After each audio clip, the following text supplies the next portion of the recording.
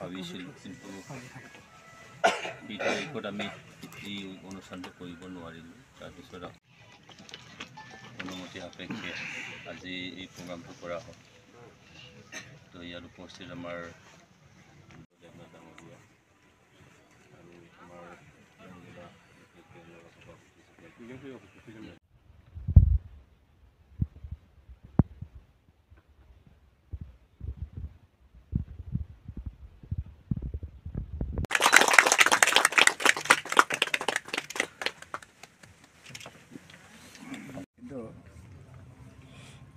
কেতিয়াবা এনেকুৱাও হৈ যায় যে সাংবাদিকসকলৰ যিটো মতামত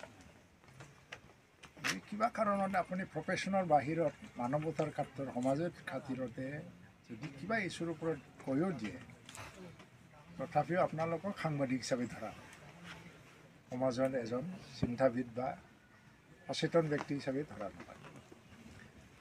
সেইটো অলপমান চেঞ্জ কৰিব নোৱাৰিনে ভাবি আছোঁ মই আৰু এই কথাটোৱে আলোচনা কৰিছোঁ যে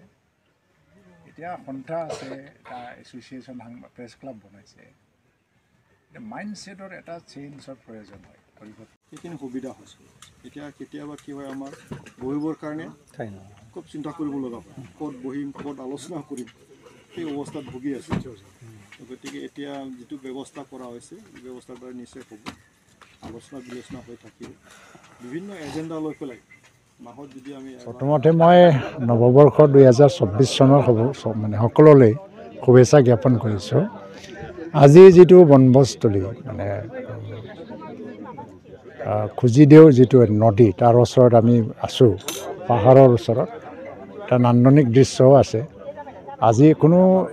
উদ্দেশ্য নাছিল আমাৰ ৰাজনৈতিক উদ্দেশ্য কিবা উদ্দেশ্য নাছিল অকল মত বিনিময় আৰু এসাঁজ ভাত খোৱাৰ এটা উদ্দেশ্য আছিল তাৰ মাজতো আলোচনা হ'ল যে চিৰাং জিলাৰ সৰ্বাংগীন উন্নয়নৰ কাৰণে আমি নিজৰ নিজৰ প্ৰফেশ্যনৰ বাহিৰত থাকিও কেনেকৈ চিন্তা কৰা যায় আপুনি সাংবাদিকৰ কাম কৰি আছে কিন্তু মানুহ হিচাপে এই অঞ্চলৰ বাসিন্দা হিচাপে আপোনাৰ দায়িত্বনো কি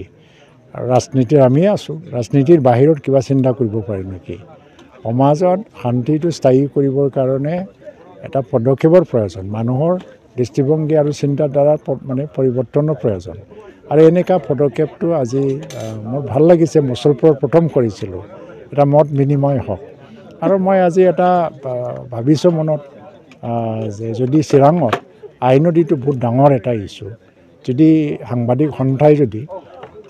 আইনদীৰ ওপৰতে এটা আলোচনা চক্ৰ আৰম্ভ কৰে তেতিয়া আইনদী নিয়ন্ত্ৰণ আৰু তাৰ ওচৰে পাজৰে কেনেকৈ বাস কৰিব পাৰে সি এটা ৰাস্তা আহি যাব পাৰে এনেকৈ সংবাদকৰ্মীসকলেও মানুহ সমাজৰে মানুহ তেওঁলোকে এটা প্ৰফেশ্যন হিচাপে কাম কৰে আমিও ৰাজনীতিত থাকোঁ ৰাজনৈতিক ফিল্ডত থাকিলে আমি ৰাজনৈতিকভাৱে কথা কওঁ কিন্তু মানৱ সমাজ হিচাপে আমাৰ চিৰাং বুলি নহয় বিটিআৰ অঞ্চলত আজি যিটো শান্তি পৰিৱেশ আহিছে এইটো প্ৰগতিৰ ফালে লৈ যাব লাগে তাত যেনেকৈ ড্ৰাগছৰ ইছ্যু আছে যেনেকৈ চাইল্ড মেৰিয়েজৰ ইছ্যু আছে আৰু আজিকালি সমাজত এনেকুৱা বিশৃংখল এটা পৰিৱেশ আহি গৈছে যে বিবাহিত মহিলা বিবাহিত পুৰুষ নাৰী পুৰুষৰ লগত পৰাই গৈছে অনৈতিক কামত সেইবিলাকৰ বহুত বৃদ্ধি হৈছে তাত ৰোধ কৰিবৰ কাৰণেও আমি চিন্তা কৰিব পাৰি নেকি এইবিলাক কথাই আমি আলোচনা কৰিছোঁ বেলেগ কোনো এজেণ্ডা নাছিল চবকে ধন্যবাদ দিছোঁ আজি একগোট হৈ পেলাই এসাঁজ ভাত খাবৰ এটা সুযোগ পাইছোঁ আৰু এইটো এটা অন্য এটা পৰিৱেশ আৰু মানে এটা খুব ব্যস্ততা জীৱন আৰু আমাৰ ৰাজনীতিৰ মানে জীৱনটো হ'ল যে সদায় এটা টেনশ্যনত থাকে আৰু ইয়াৰ পৰা আহি পেলাই আজি এটা মুকলি এটা পৰিৱেশ পাইছোঁ আৰু চবৰ লগত খোলা মনেৰে কথা পাতিছোঁ চিৰাং জিলা সংবাদকৰ্মীসকলে সাংবাদিকতা কৰাৰ লগে লগে সমাজক নিৰাপত্তা দিয়া আৰু আগলৈ লৈ যোৱাৰ ক্ষেত্ৰত সক্ৰিয়ভাৱে কাম কৰি যাওক সেইটোৱে মই আশা কৰোঁ